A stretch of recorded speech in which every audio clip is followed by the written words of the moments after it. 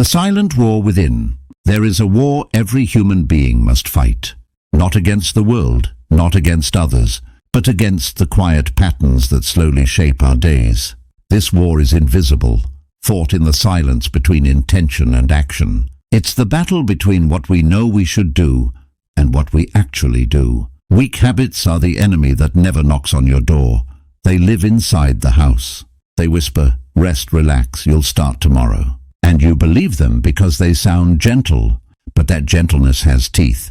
And by the time you notice the bite, it's already too late. Weak habits don't destroy you all at once. They erode you, one decision at a time. They steal the minutes, then the hours, then the years, until the life you dreamed of becomes the life you almost lived. And so the question is not, can you achieve greatness? The question is, can you destroy the weakness before it destroys you? Because every day the war resets, and every choice you make decides which side wins. Lesson 1, the smallest betrayals. Success doesn't vanish overnight. Failure doesn't appear out of nowhere. Both are built, brick by brick, choice by choice. Jim Rohn said, "Failure is nothing more than a few errors in judgment repeated every day." He was right. It's the smallest betrayals that cut the deepest, the ones you make against yourself. It's the decision to skip the morning that matters, to delay the workout, to tell yourself, "I'll start when I feel ready." Those are the cracks that grow into collapse. Weak habits are built through repetition, but so are strong ones. The mind doesn't care what you teach it. It simply obeys repetition. If you repeat excuses, you build chains. If you repeat discipline, you build wings. The danger is how subtle weakness feels. It doesn't hurt. It doesn't scream. It just numbs you. You think you're in control, but every time you delay what you know must be done, you hand the steering wheel to procrastination. The greatest tragedy is not losing battles, but losing the strength to fight them. So watch the smallest betrayals closely. They seem harmless, but they define everything. Every small act of neglect is a seed, and what you plant, you must eventually harvest. Lesson 2, the bridge of discipline. Discipline is not punishment. It's the bridge, the sacred crossing between goals and accomplishment. Most people stare at that bridge but never walk across it. They talk about dreams, they talk about potential, but talk is cheap and bridges don't cross themselves. Discipline is the price of freedom. You can have comfort or you can have growth, but you cannot have both. Freedom is not the absence of responsibility. It is the mastery of it. When you train the mind to act, even when it resists, you gain something far greater than success. You gain self-respect.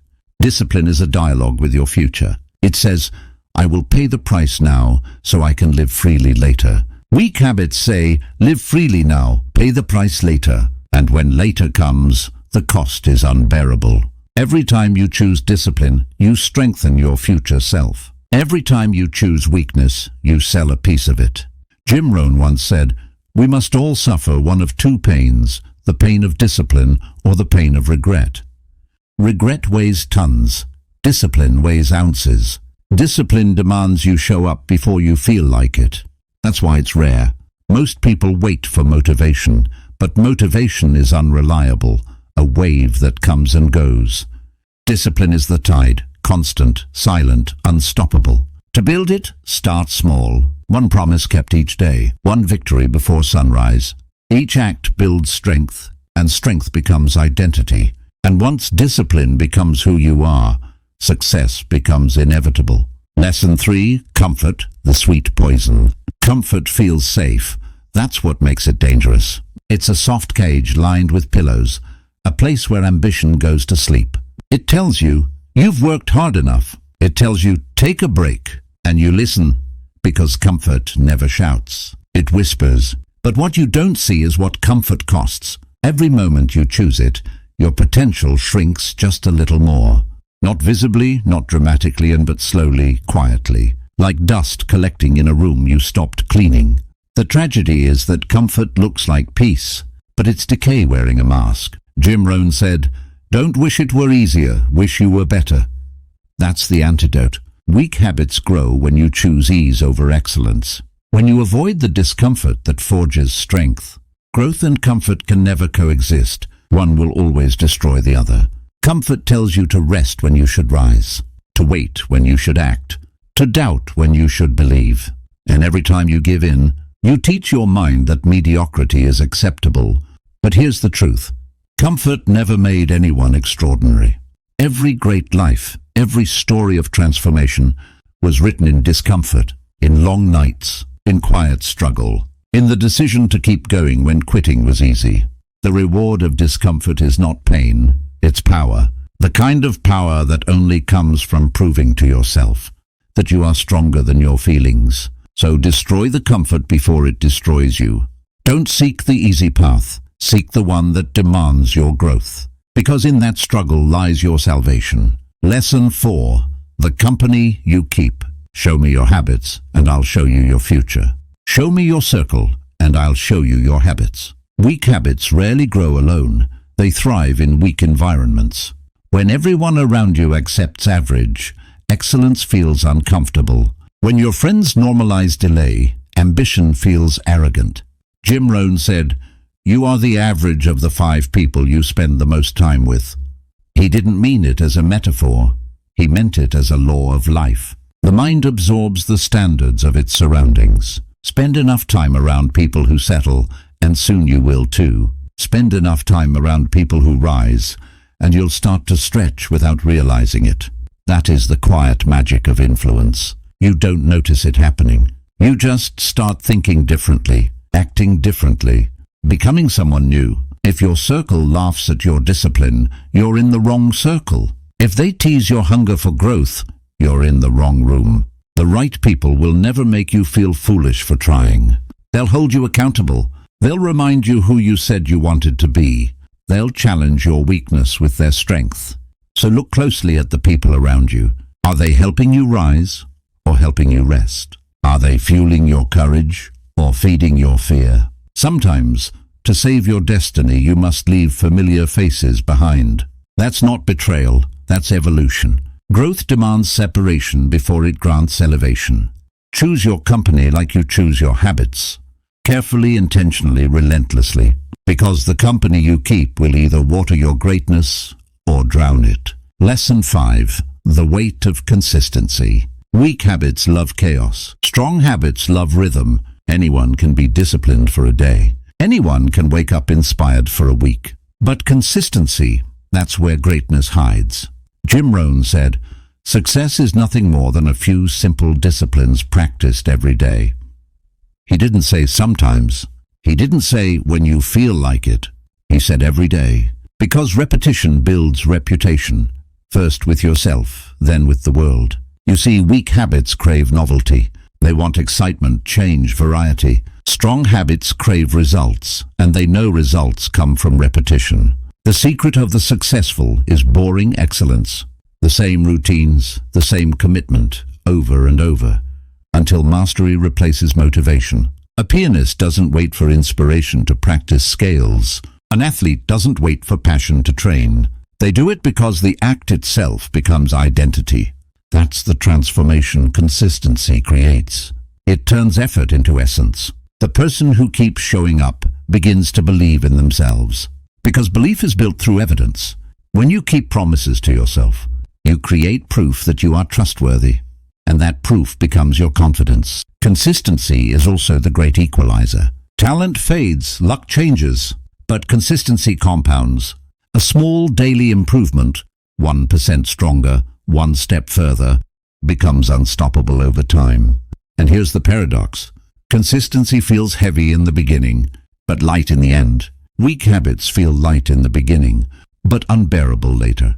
So embrace the weight now. Lift it until it becomes part of you. Because what begins as discipline ends as destiny.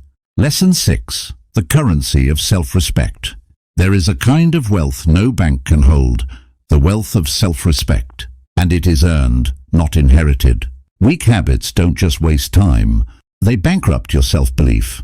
Every time you break a promise to yourself, your integrity loses value. Soon, you no longer trust your own word. You plan but don't act. You speak but don't follow through. And when that happens, even your dreams stop believing in you. Jim Rohn said, "The greatest form of discipline is self-respect." Because when you respect yourself, you no longer tolerate the habits that make you weak. You eat differently. You speak differently. You spend differently. You treat time like currency, because it is. Every small commitment you keep is a deposit in your account of confidence. And every broken promise is a withdrawal. The problem is, most people live in debt to themselves. They've promised so much and delivered so little that they no longer believe their own potential. But you can rebuild that trust, not by speaking, by proving, by keeping one small promise a day. Wake up when you said you would. Finish what you start. Speak less, do more. Self-respect grows like a muscle. And just like a muscle, it only grows under pressure.